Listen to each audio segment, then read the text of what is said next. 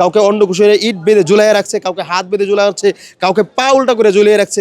এই সামাজিক যোগাযোগ মাধ্যমে যে আয়না করে রেখেছে ছোট ছোট বাথরুমের কিছু ছবি প্রকাশ পেয়েছে, এটা সত্য। ফরম্যাট এটাই, গড় এগুলোই। আওয়ামী লীগ সরকারের আমলে মুফতি শফিকুল ইসলাম, যেই মানুষটি এখন আমার সাথে রয়েছেন, তিনি প্রায় 40 দিন ধরে গুম ছিলেন।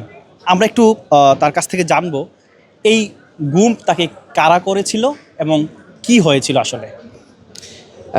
আওয়ামী লীগ সরকারের আমলে আমার পরিচয় হলো, আমি মুফতি শফিকুল ইসলাম, প্রিন্সিপাল মার্কাজুস সুনান মাদ্রাসা, পূর্বাচল, ঢাকা। আর পাশাপাশি মসজিদের খতিব এবং ইসলামিক বক্তাও বটে। তো আমি বিভিন্ন সময় আওয়ামী লীগ সরকারের জুলুমের বিরুদ্ধে কথা বলতাম এবং বিভিন্ন ইসলামের পক্ষে কথা বলতাম, অন্যায় অবিচারের বিরুদ্ধে কথা বলতাম। যার কারণে আওয়ামী লীগ সরকারের যে বাহিনী, যারা খুনের সাথে জড়িত, ওই বাহিনী আমাকে গুম করে, আমাকে 40 দিন গুম করে রাখে, আয়না করে রাখে এবং তার 36 দিন আমাকে গুমের উপর নিষেধাজ্ঞা দেয়, আমাকে ঘুমাইতে দেয় নেই। ওখানে শুধু আমি একাই ছিলাম না, আরও বহু মানুষকে গুম করে রাখা হয়েছিল, ছোট্ট কবরের মতো ঘর। সেখানে মানবাধিকার বলতে কিছু ছিল না। আমাকে ঠিকমতো যথাযথভাবে নামাজ পড়তে দেওয়া হতো না, উজু করতে দেওয়া হতো না, প্রস্রাব পায়খানা করার মতো পর্যাপ্ত সময় দেওয়া হতো না এবং ঘুমাইতে দেওয়া হতো না। আমি অসুস্থতার জন্য অনেক চিৎকার তাদের কাছে করেছি, ওষুধের কোনো ব্যবস্থা করে নাই।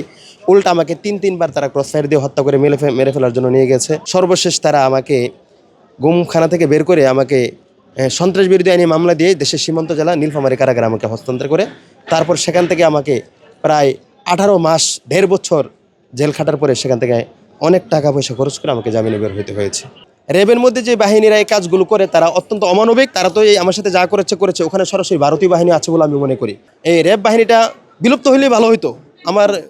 আমার মতামত হলো এটা বিলুপ্ত হয়ে যাক। এই বাহিনী বহু মানুষকে গুম করেছে, বহু মানুষকে হত্যা করেছে, অন্যায়ভাবে হত্যা করেছে। বিগত সরকারের স্বৈরাচারের প্রধান যে হাসিনা সহ তাদের মন্ত্রী পরিষদে গুরুত্বপূর্ণ যারা ছিল এবং এই সকল সদস্য যারা ছিল, খুনের সাথে গুমের সাথে যারা জড়িত ছিল, তাদেরকে ফাঁসির আওতায় আনা হোক। আর কোনো মায়ের বুক যেন এভাবে খালি না হয়, সেটা আমার প্রত্যাশা। আপনি বলছিলেন আপনাকে বিভিন্নভাবে নির্যাতন করা হয়েছে এবং অন্ডকোষে কিন্তু তারা ইট কিংবা এরকম ভারী বস্তু দিয়ে শাস্তি দেওয়া হয়েছিল। আসলে নির্যাতনটা কিভাবে করা হচ্ছিল?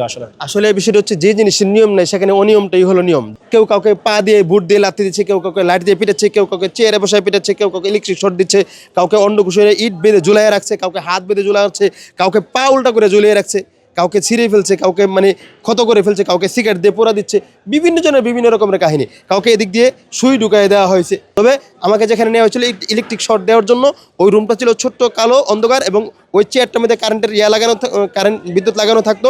এটার সাইজটা এরকম ছিল, এখানে বসলেই অটোমেটিক পায়ুপথের মধ্যে ইলেকট্রিক শর্ট লাগে এবং সেখানে তার অন্যরকম একটা পরিবেশ হয়ে যায়। বুঝতেই পারছেন কী হবে না হবে। এই সামাজিক যোগাযোগ মাধ্যমে যে আয়না করে রেখেছে ছোট ছোট বাথরুমের কিছু ছবি প্রকাশ পেয়েছে, এটা সত্য।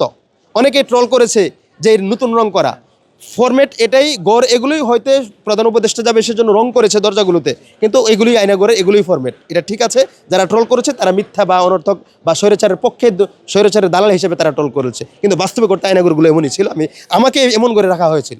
নিউ অন ফুডি 150 টাকা ডিসকাউন্ট টু ওয়েলকাম ইউ। আপনাকে যখন নিয়ে গিয়েছিল আয়না ঘরে বলছিলেন, এরপরে আসলে আপনাদের পরিবারের অবস্থা কেমন ছিল?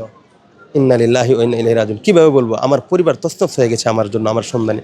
তারা সম্ভব এমন কোনো জায়গা বাদ রাখেন আমাকে খুঁজতে। আমার বাবা আমার সন্ধানে পাগলের মতো হয়ে, তিনি অসুস্থ বারবার হয়ে আইসিইউতে ভর্তি ছিলেন। আমাদের ব্যবসা বাণিজ্য বাতিল হয়ে গেছে। আমার ছোটো ভাইয়ের ব্যবসা ছিল, শুধু এই 40 দিন যাবে আমাকে খুঁজতে খুঁজতে তার ব্যবসা বাণিজ্য বাতিল হয়ে গেছে। আমার ছোটো ভাই ঢাকা ইউনিভার্সিটির রিসার্চ অফিসার হিসেবে চাকরি পেয়েছিল।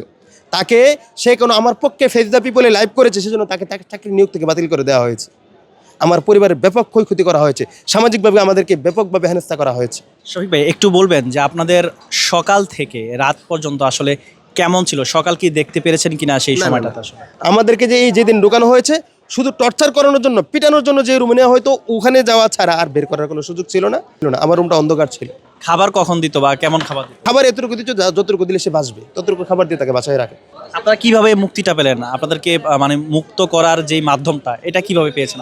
আমি মনে করি ওলামায়ে কেরাম যারা আইনা করেছিল তাদের চোখের পানি আল্লাহ তাআলা এটা কবুল করেছে এবং আল্লাহ মানুষের অন্তরে জাগ্রত করে দিয়েছে, মানুষ একসাথে রাস্তায় নেমেছে, স্বৈরাচারের পতন হয়েছে। এখন আপনি কেমন বাংলাদেশ চান, বেঁচে ফেরার, মৃত্যুর মুখ থেকে বেঁচে ফেরার পরে?